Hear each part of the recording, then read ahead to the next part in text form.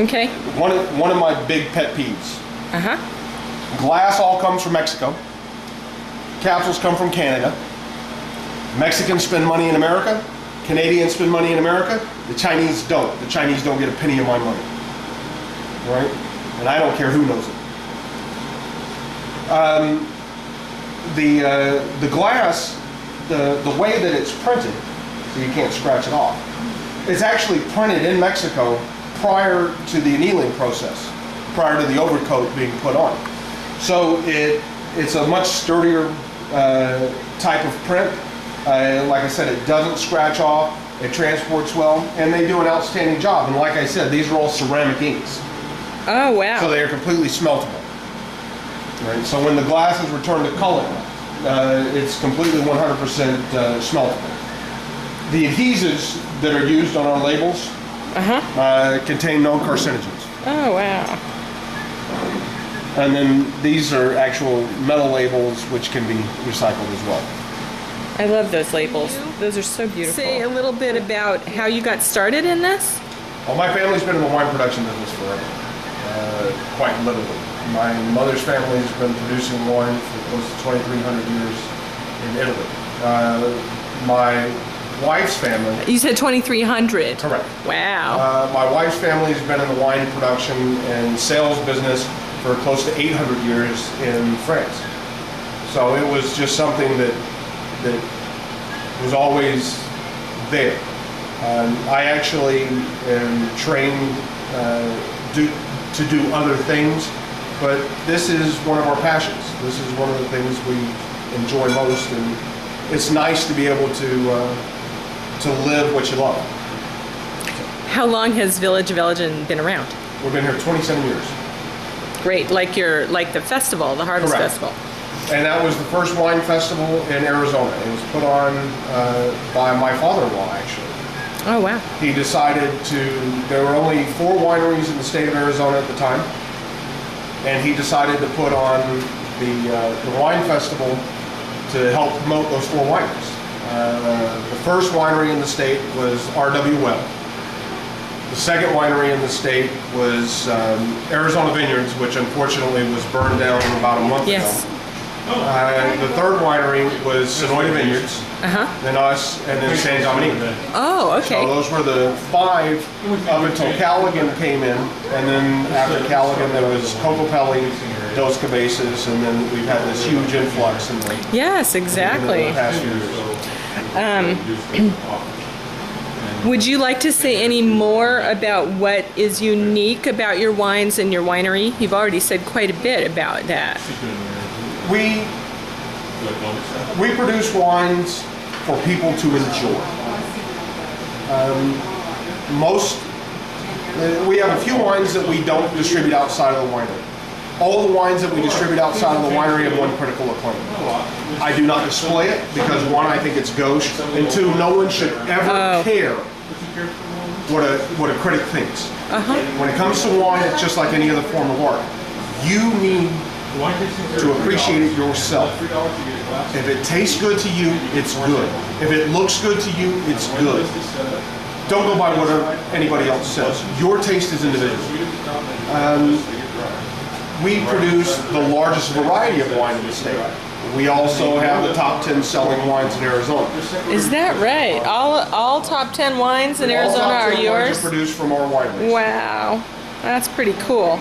We thoroughly enjoy what we do. We want people to have a good time when they come, and wine is meant to be enjoyed.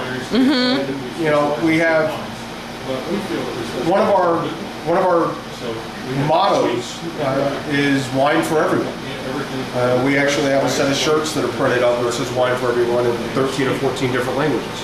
Yeah, that's everyone fantastic. should enjoy, and that's the way we make our wine. That's great. It's fitting that we're in an old whorehouse because I'm a good whore. As long as the customer buys it, I'll continue to do it. That's good. Is there an area here for resting or picnicking or just hanging out? Yeah. Right now we're getting ready for an event next weekend. So The tables and chairs that we normally have set up outside are not out there. Typically, people will come in, we have some tables and chairs set up outside, they can sit down, relax. We usually have chairs set up around the gazebo for people to just sit down and enjoy. And we play Buzz and the Soul Singers from Bisbee. Oh, yes. We play their music outside and here. They're also the band that provides the music for us for all the wine festivals. Okay, great. And of course, they one of the top-rated blues bands in the state. In the state, yeah, I read that too. And what is your fee for tasting? It's $3 per person. That includes the wine glass. Unless you've been to one of our friends and already have a wine glass, then it's only $1. That's amazing. We can't give alcohol away. We do charge a minimal fee for the wine tasting, which we then donate to charity. Oh, great. Charity depends on what's going on. Like most of the winter, it goes to Tucson Food Bank. We also give to St. Jude's Children's Hospital, Casa de los Niños, several different organizations that we choose to give to. And you also have your own scholarship fund, is Correct. that right? Wow. The wine festivals supply money for a scholarship fund, and we give scholarships to deserving local students first, and then we'll branch out from there. Usually there isn't much for people that aren't local because the local kids don't get the scholarship money, and they need it. Yes, exactly. Now, there are a few caveats for the scholarship money. One, because we are paying the taxes on it. We are a for-profit business, and I don't care about the tax write-off of the scholarship. Once again, it's giving back because it's the right thing to do. Yes, exactly. Students have to meet my criteria, which means they have to maintain a very specific grade point. They have to do community service, and for the few people that have been fortunate enough to get the full rides from us, they have to come back and serve Southern Arizona. I don't care what they do, but they have to serve Southern Arizona. Has any of them gone into winemaking? No, but we've had some lawyers, we've had some doctors. Nice. So it's been nice that these kids have come back, they fulfilled their obligations, and they're that civically minded that they're back doing what they should be doing to help our area. Yes, exactly. That's great. Do you have a tour available for the public of your winery? Primarily, no. Unfortunately, living in a litigious society, insurance prohibits us from taking people through production areas. Yes, exactly. Well, thank you for showing me. I appreciate it. If we have anything open and we have somebody available to walk you around, we're more than happy to tell you about it.